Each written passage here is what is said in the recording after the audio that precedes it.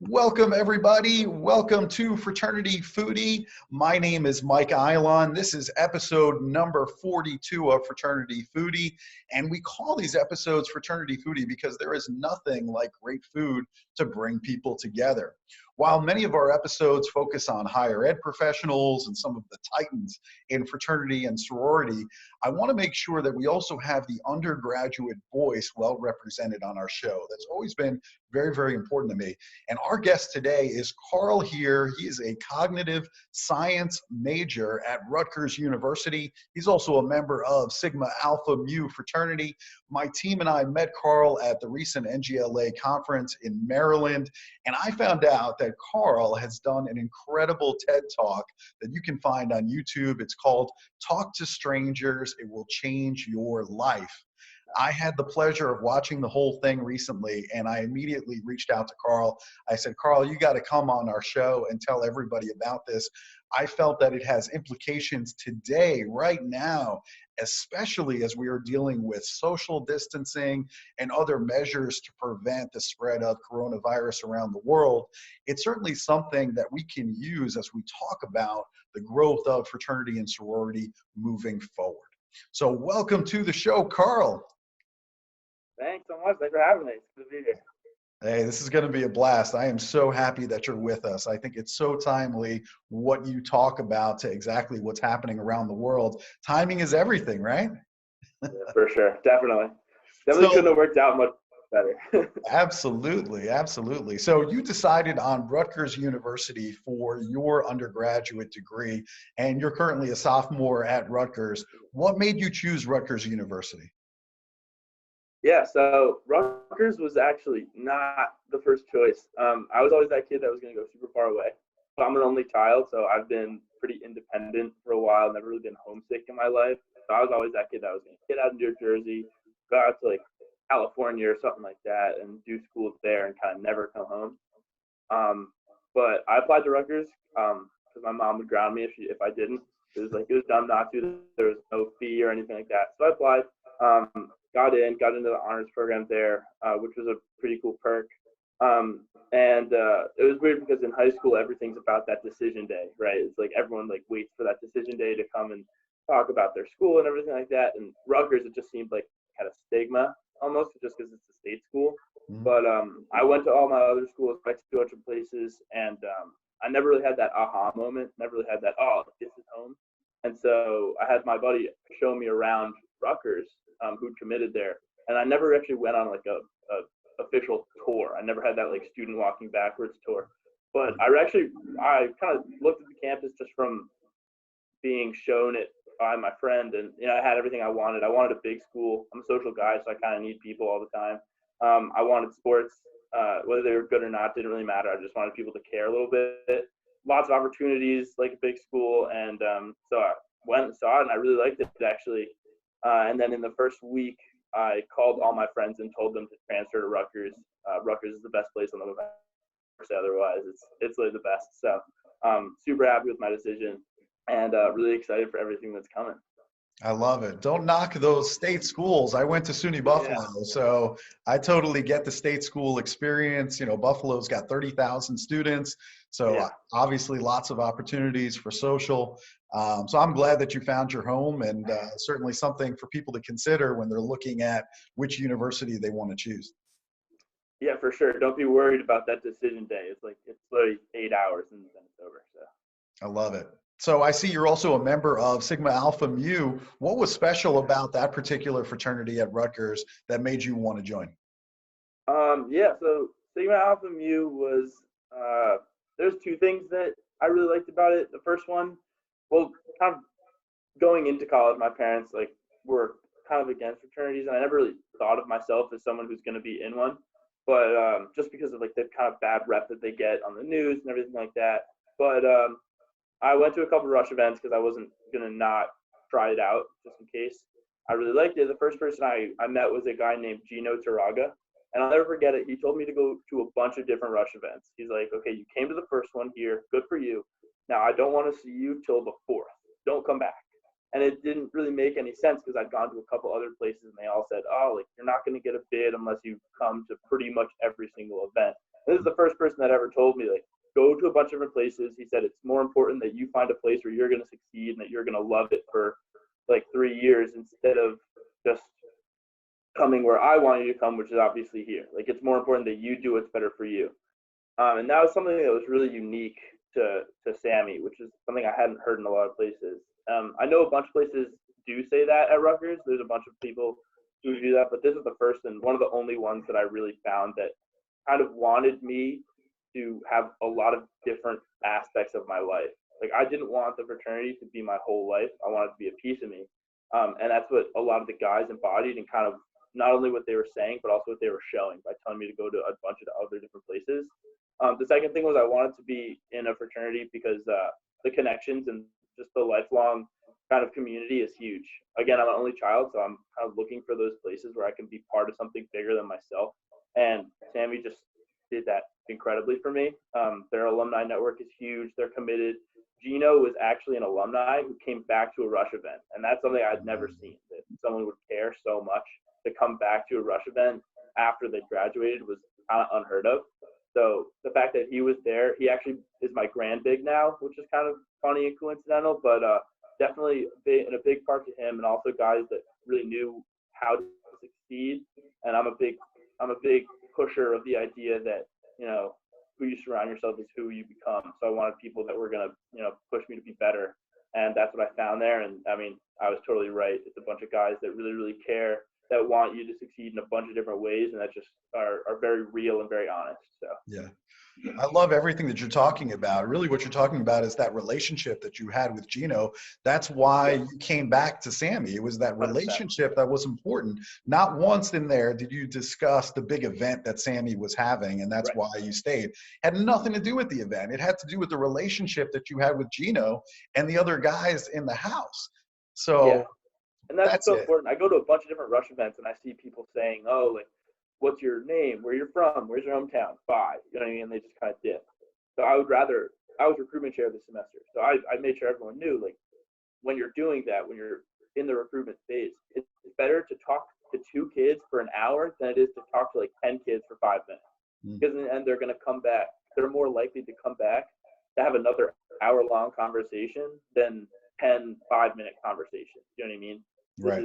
That's kind of the goal, and that's what I saw there. Like, a lot of other people were just they were just telling me about the big parties they throw and everything and all that stuff. But Gino really just kind of talked to me about whatever we wanted to talk about. We were just natural, and it was real. So that's why.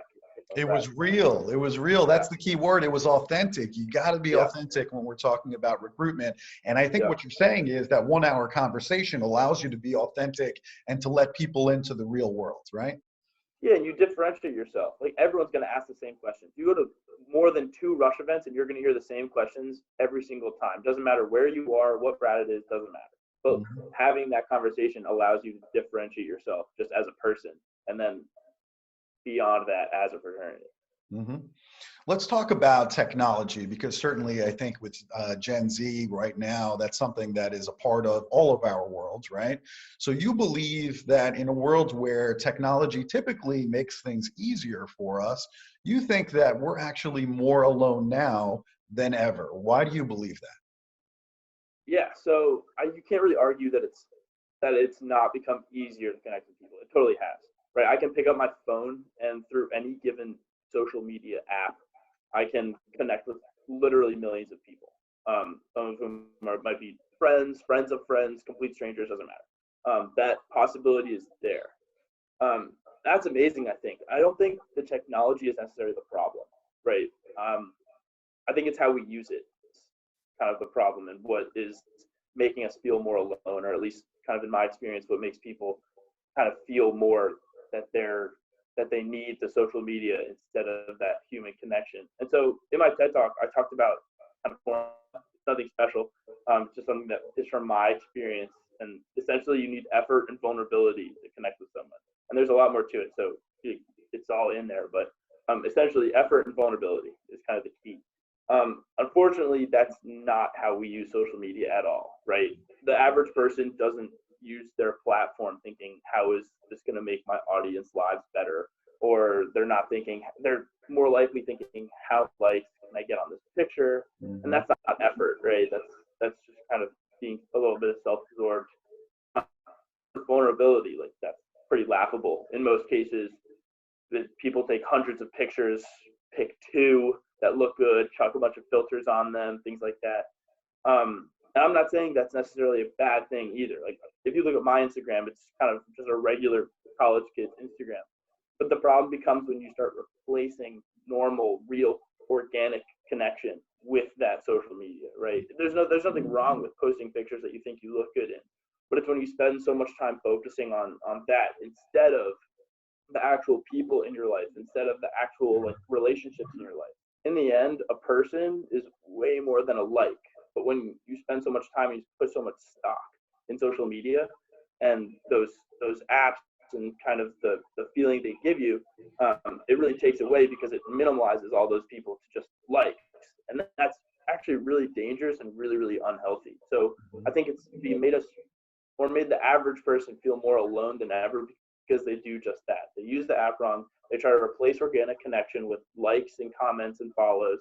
And I think it's definitely unhealthy, and I think you can't replace that.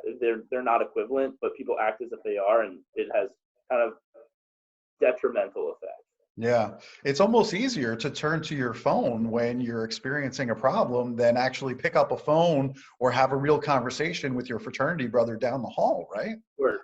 Yeah, 100%. And but those things aren't equivalent at all, right? Yeah. I would much rather talk to somebody for 5 minutes than, get the same text from 10 different people, right? It's just not the same. It's like we said before, it's that realness, it's that organic kind of connection that actually makes it different, is actually that we need more than anything.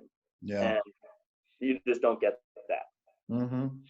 So tell us a little bit about your backpacking experience that you had through New Mexico with complete strangers. I want to hear a little bit more about that. Yeah. So something about me, I'm an Eagle Scout. I was part of Boy Scouts my whole life. So I grew up hiking. I grew up in the woods. I've hiked thousands of miles in my life, camped for hundreds of days probably.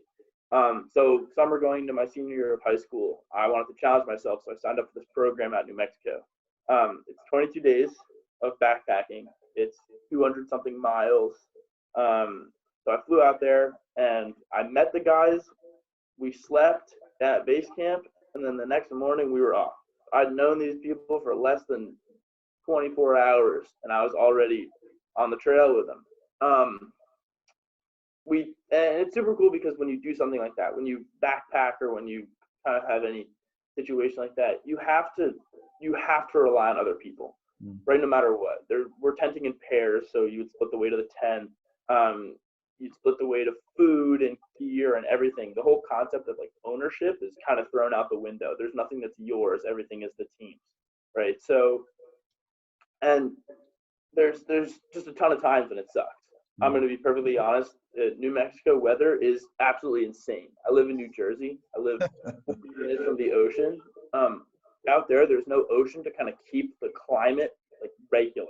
So there would be days that would be 90 degrees, and then an hour later it'd just be hailing, just out of nowhere, right? Since we had so much communal stuff, we had to cut weight on our personals, which meant, like, clothes and things like that. So I had 3 pairs of socks for the whole 22 days. Sounds gnarly, but you kind of make it work, right? And that's what it is when you suffer with other people, when you kind of get through these things with other people, when you have to rely on things with other people. You get super close, super fast. You get that empathy really, really quickly, because you can look right next to you and there's someone going through the exact same thing that you did.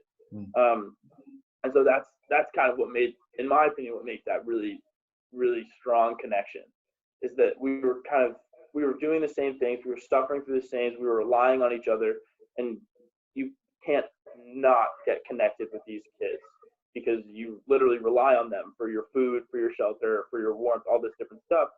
And so it almost forces the connection. So that's kind of the experience, is 22 days, 200 something miles, lots of peaks, lots of hailing, lots of wet socks, all this stuff. It's the little things that you remember, making someone laugh, little stories, songs that you sing on the trail, things like that. it really makes a difference. And that kind of hyper intense experience really, really brought us out and brought us together in a big way.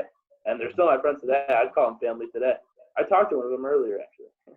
That's incredible. I mean, clearly that experience has changed your life, right? Oh, for sure. Yeah, for sure. It's so incredible. It's so incredible. Also, you had another really interesting thing happen. Tell us about the time when you sat in Central Park for hours listening to stories of random people. What happened there? Yeah, that might be one of the coolest things I've ever done. I guess so. A little bit of backstory. Coming to college, I was pre-med. A lot of people are. And I shadowed a couple of doctors over the winter break of my freshman year, and I kind of realized it wasn't for me. But I knew that I liked being on stage. I knew I liked talking to people. Obviously, I've always felt really, really comfortable. That's kind of been where I operate best, is in conversation. Mhm. And so you watch all these kind of big names like Gary Vaynerchuk and Tony Robbins and all these people, and I thought, what if I could do that one day? Like, what if that could be so good at this that people would actually come and listen to me talk? That would be amazing. Like, that's the goal for me. So I figured if I was going to get there, I need something to talk about. And then through all this stuff, through my time in scouting, through this program out in New Mexico, you kind of start to realize, and the number of people I just talked to, you kind of realize that we're all pretty similar. We've all got something the same. So I realized that same way that suffering through something and kind of getting through something in New Mexico brought us together, I feel like we all have similar experiences just on the fact that we're human, right? We've all got insecurities and failures and heartbreaks. We've all got these like hopes and dreams and big accomplishments that we're super proud of. So maybe you don't need to physically be next to someone when you go through something. Maybe you just have to have the confidence to share what you've been through, like in a very real kind of very authentic way. And maybe that can almost replace the physical being there with someone and still get the same connection, still get that empathy. That was the test, right? Call my buddy Brad. Big shout out to Brad Rindos. If not for him, I wouldn't have done it. But we went out, we sat down with a table, we tucked up a sign that said, give us 3 minutes and you'll change your life. And the whole meaning behind that was we figured 3 minutes was enough time for either of us to talk, skip all the small talk, and just completely come out with it with our greatest failures, our greatest accomplishments, things where we're super proud of, just real personal stuff. And we figured that was enough time to intrigue them just enough to kind of continue the conversation. So we just kind of keep talking until they found something that they could relate with, and then they jump in. It worked way better than I had ever thought it would. Our shortest conversation was like 20 minutes just because two guys from France had to catch a flight back home. And our longest was with a guy from Canada, an hour and a half conversation, just talking. And none of it was small talk. None of it was like, oh, hi, like, the weather's nice. It was all really just very real, very emotional, honestly. Kind of impactful conversation. And so I turned out to be right, which is really an awesome experience. And an awesome kind of realization is that we are all very, very similar, and that you can make a connection with someone just by acknowledging that we are all the same. Right? Your world changes when you look up and you see people as people instead of just a bunch of random strangers. Right? That was kind of the goal, and that's what we accomplished. We talked to people for 7 hours. A bunch of people were really, really thankful. We had a crowd gathered around us, just absorbing these versions of ourselves that we were putting out. A bunch of pictures and things like that. People were taking pictures with us, which was, I thought, wild, but it was a really, really awesome experience. Really glad I did it. We'll definitely be doing it again, just because it's so easy and it's something that you wouldn't really think would mean something, just going out and waiting for people to talk to you. But we never really had to wait. As soon as someone got up, another person was eager to sit down, or another group of people was eager to sit down, and it was really amazing. It was something that I will definitely do again. Probably one of the coolest things I've ever done, for sure. This sounds like a perfect fit for fraternity and sorority, this experiment that you did in Central Park. So how does all of this relate in your mind to fraternity and sorority experience? Yeah, so I mentioned before, I think fraternities have kind of a bad rep, where all we see on the news is how, I hear all the time, right? You buy your friends or you skip class to party and whatnot. for me, I don't really care what other people think about me. It doesn't matter. But it's a shame because I talk to my friends who aren't brothers now, who are, juniors and seniors. And after hanging out and seeing the actual dynamic of the fraternity, they actually really, really wish that they joined, but they didn't because of those stigmas, right? In reality, I think it's big for people on the outside to realize that in the end, a fraternity or a sorority is just a group of people. It's not, something bigger than everyone else. It's not something that's better than everyone else or worse in any kind of situation. It's a bunch of people. And just like any people, there's going to be good ones, there's going to be bad ones, there's going to be ones that do it right and do it wrong, whatever. But it seems super obvious. But when we think fraternity, we kind of get caught up in the letters of it and forget that in reality, it's just a bunch of people. And then, of course, that goes the other way, too. There's a lot of people I know that think that wearing letters on their chest makes them better than everyone else. They're not. Again, just people. It doesn't make you better just because you're part of something. And so I think those two like mentalities kind of clash. And it's a shame because if you can do what Gino did for me and kind of acknowledge those stigmas and kind of just make your mission to show that the place around you and the people that you're around are simply just normal, honestly, normal and real and just like everyone else, I think that makes a huge difference. That's a big reason why I'm at Sammy. I think that's a big reason that a bunch of people that aren't in fraternities that I know kind of wish they were, because they had this preconceived notion of what a fraternity is, but in reality, it's just a group of people. Right.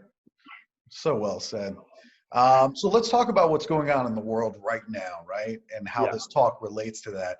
How can students today creatively connect with each other while social distancing is in effect during this coronavirus pandemic?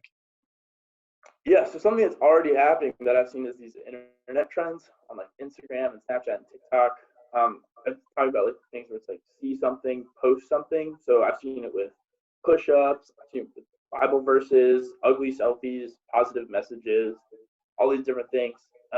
I think that's a super cool way to engage your audience. What I really liked about, like what I talked about before with kind of everyone now has an audience, whether you like it or not, you do, if you're on social media.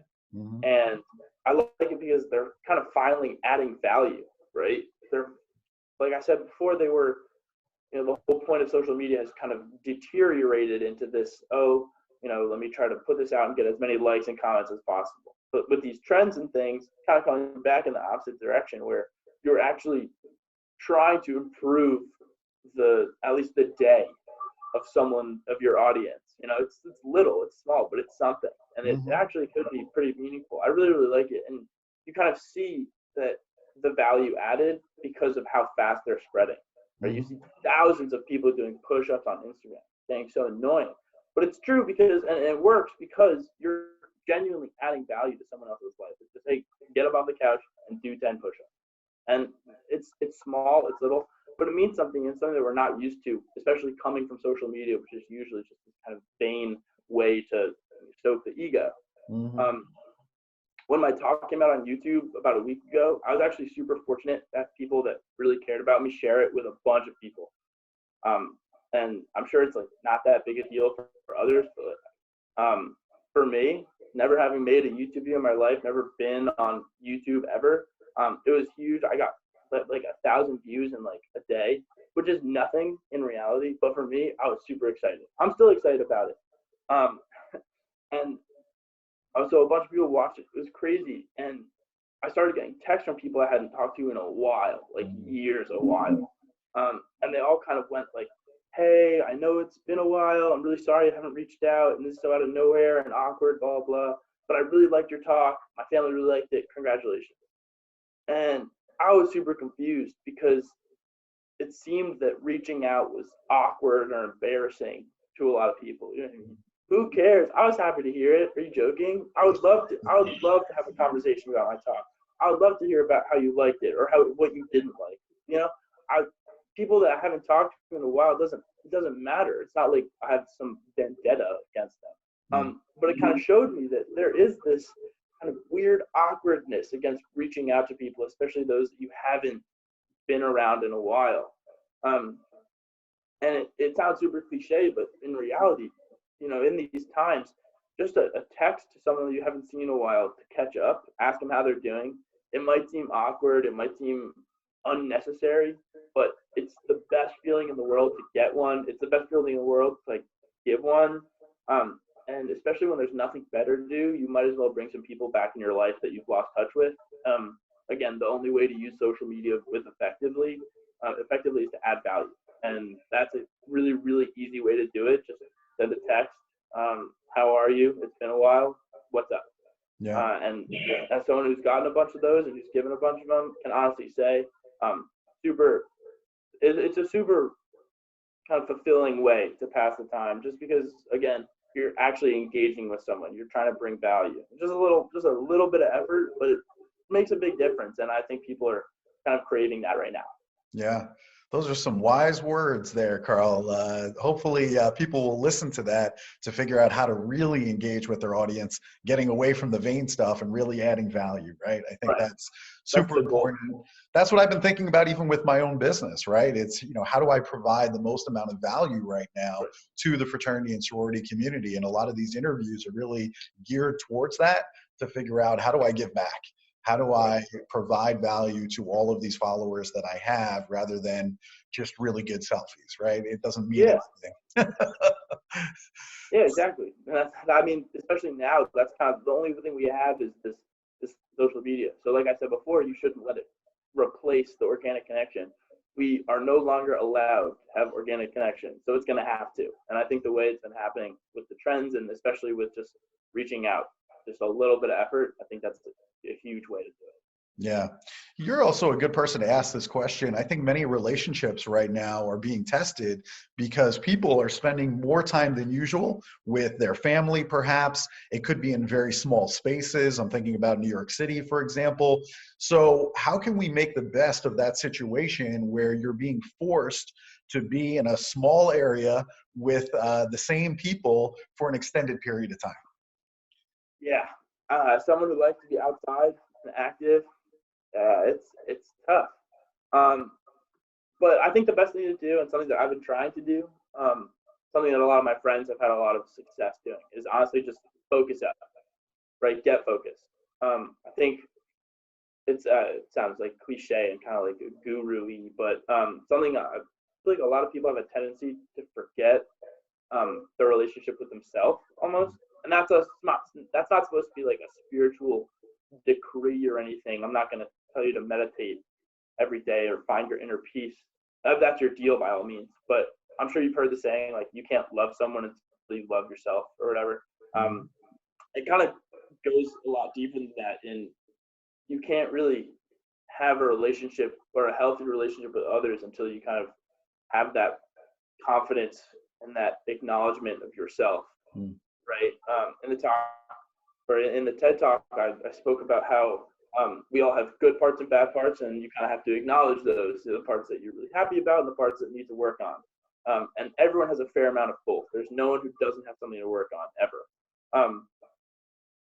So in this time, I think, having an honest conversation with yourself, figuring out what's good, what needs work, and then kind of with the amount of free time that a lot of people have, and with the amount of just like time alone, really kind of take those steps that you normally would have an excuse to not, right? Oh, I have too much work to do. Oh, class.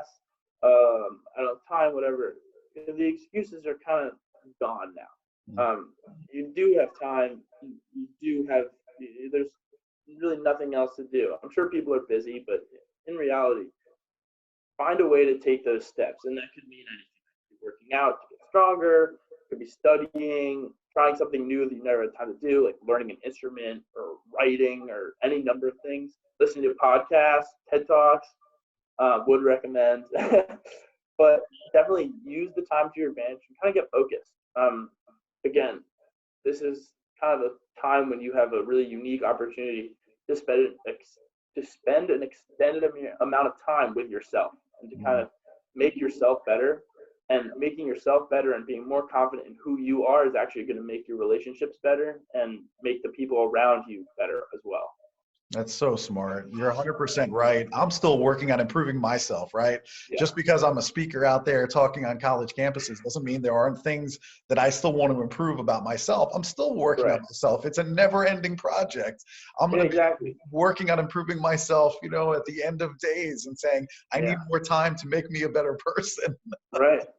And this is a huge way to do that, especially if you're like, if you haven't had the opportunity to start, or if there's like one thing kind of lingering in the back of your head that you wish you were better at, or that you wish you could like improve on, there's kind of no more excuses to not do that. Yeah, this is a great opportunity. So let's assume that classes come back in the fall at Rutgers. Let's say I'm speaking to all the fraternities and sororities on campus, right? Let's assume I'm looking for a great meal as soon as I get off stage at Rutgers. Where should I be going to get a great meal in town? All right, so if you've never had a fat sandwich from Are You Hungry, you definitely need to. It's at the Yard. Actually, the fraternity house is right there next to the Yard, 52 College Ave. But if you kind of run back and in the Yard, there's a place called Are You Hungry? You get a fat sandwich. There are these big, full-long sandwiches with a bunch of just stuff on there. So my favorite is the Fat Daryl. It's chicken fingers, mozzarella sticks, fries, and marinara sauce. Oof. It's delicious. But if you're not looking for something that's going to give you like enough carbs for the entire week, then I would recommend Daniel's Pizza. I'm pretty sure it's won awards and everything for how good it is. You're in New Jersey, so you already know you have the best pizza on the planet. Mhm. And if you're looking for anything else, I think Bubba Q's Burritos right on Easton Ave is gonna be the wave. All three of them are a good amount of food for not a lot of money, which is kind of primo for your average college kid. And all of them are just, I mean, it's all good. Yeah, those are some great recommendations. I know all the restaurants are going to need our support once everything gets Yeah, back online. So I'm trying to promote as many local restaurants as I yeah. can. Go get yourself a Fat Daryl for Yeah, sure. that sounds like the perfect way to celebrate is to get some food over there. That sounds absolutely delicious. And you're right Yeah, about the pizza. Living in Nashville, that is like the one big thing that I miss about living in New York is the pizza. I mean, New York, yeah. New Jersey's got the best pizza on the planet. Pizza Let's and just call bagels. it what it is. You missed it for sure. Yeah, yeah, I do. I really do. All right, so Carl, so if our audience wants to connect with you, perhaps on social media, where should they go in order to connect with you going forward? Yeah. The biggest thing I check probably is Instagram. So the handle is Carl.Heer. That's Carl with a C dot Heer is the Instagram. You don't have to follow. You can just message any questions. In the end, I'm just a kid who likes talking to people. So anyone who reaches out, I'll be happy to have conversations, questions, just say hi, whatever it is. That'd be really cool. You are going to be really, really successful in life, Carl. If you can I'm glad. maintain this I'm attitude looking that you forward have to it. today, there We're is just no starting now. question. There is no question the sky is the limit for you. Our audience, go check out his YouTube video, his TED Talk, Talk to Strangers. It will change your life. I think just watching it is just going to be just mind-blowing for you. So go and check that out. Share his YouTube video because, Yeah. man, I saw that and I'm like, this kid is it. He is the real deal. Thank you so much. That means a lot. So I really appreciate the time. Thank you so much. And thank you to our audience. If you like this, please share this interview with your followers. Have them check this video out. Have them check the TED Talk out. And we hope to see you on the next episode of Fraternity Foodie. Bye for now. Yeah.